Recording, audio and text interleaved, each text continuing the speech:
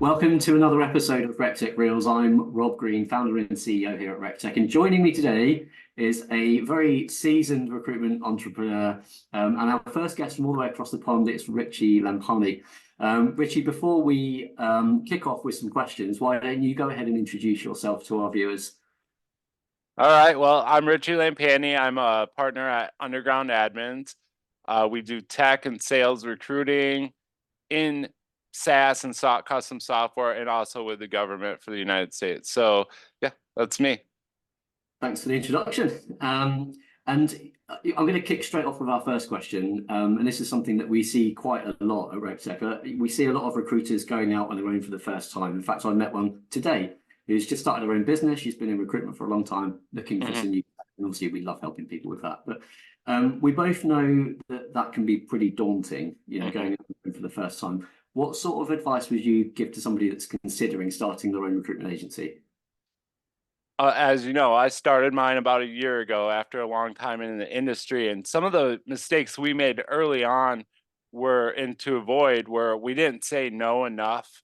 We got excited about a client that we probably should have passed on. That's huge. If you take on those clients that don't have their process in place, want to be cheap about, I shouldn't say cheap, but want to get a deal on the service or have a crazy interview process, saying no saves you time to move forward with other clients. It's really hard beginning because you need that money, you need the income. But we learned to saying no made us more money in the long run. So that was really big. That makes a lot of sense. And I'm taking myself back to my recruitment days as well. And I think if I put myself in the shoes of somebody starting their own business, one of the other things you want is kind of the kudos that you get from working with some of those bigger brands. And sometimes it's difficult to say no. So Yeah. you get the point. What about kind of some of the wider challenges that recruiters are facing in today's industry? I mean, why the wider challenges stem from the great surge we had in remote work, and now it also opened up all the applications to global. We didn't have this global network before. Even LinkedIn, we didn't really connect with people outside of our country mainly, but remote work now causes this bottleneck in the application process. So when you're especially owning your own agency, you put up a remote role for a client and you have to by yourself now sort through 500 applications, where if it was a local job, you might get five and you'd be mostly going to market to find people. And now you have a whole nother time constraint because you should go through all those applications to make sure, but a lot of them you can't place. So that's another challenge. There are ways to avoid that, like knockout questions, things like that. People lie on those too. So another thing to avoid is it's really tempting to switch your strategy back and forth. We found that niching is so key. We took on pharmacist roles when we were slow. We filled some of them, but it's all about time. It's protecting your time is the biggest thing, and all of building your own business. And I've owned another business before too. The amount of time I spent wasted on doing things that I shouldn't be doing was huge. And now we're finding it more every time we do something. We look at what's the time investment in this. Is it gonna be enough or be a good enough time investment to pay us and pay our people and keep it going? And that's just been the number one thing is time, protecting your time and protecting the time of your clients too. So yeah. Makes a lot of sense. And I wasn't going to ask you this question, but since you talked about applying for roles that have got 500 applicants, what does a candidate do to stand out in today's market? In today's market, when you come across those roles, you have to understand that probably someone's going to see your resume eventually. If it's not on the first round, they'll see it again later.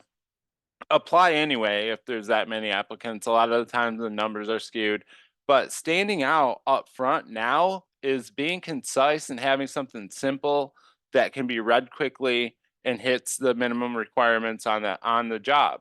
So standing out is just being able to do the job. Now, the amount of applications that I get where they're not even 80% qualified for the job they applied to is tremendous. So when I see one that's perfect, I'm calling immediately. If they hit the minimums and some of the desired skills, I'm picking up the phone within 10 seconds and calling that person. So that stands out to me as a recruiter.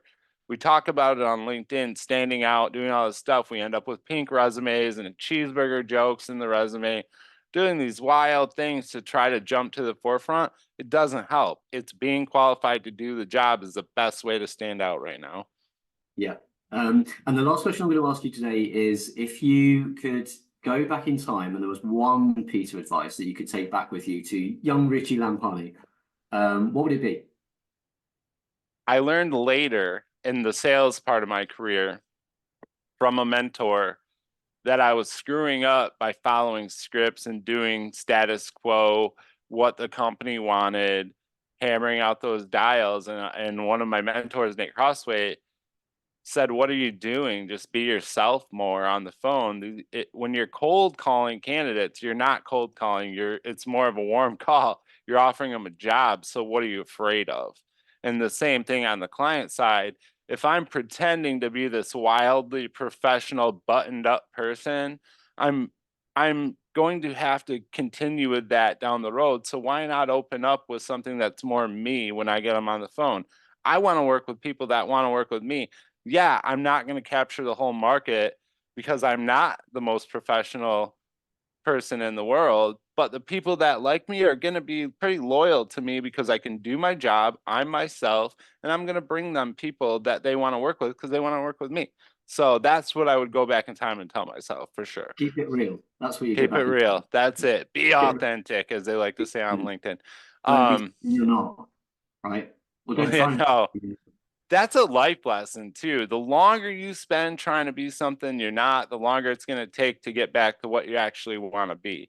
So, yeah, yeah, Richie, thank you so much for joining me. You've been such an incredible guest, and I've really enjoyed having you on the show. for Really sure. looking forward to getting to know you some more as well. But that's it for now. Stay tuned for more Rectec Reels. And if you are in the market for recruitment tech and you want to check out the latest recruitment technologies and also our fee-free recruitment technology comparison service, please do visit our website, rectech.io. And as I said, stay tuned for more Rectec Reels. Thanks a lot. Cool. All right. All right, man.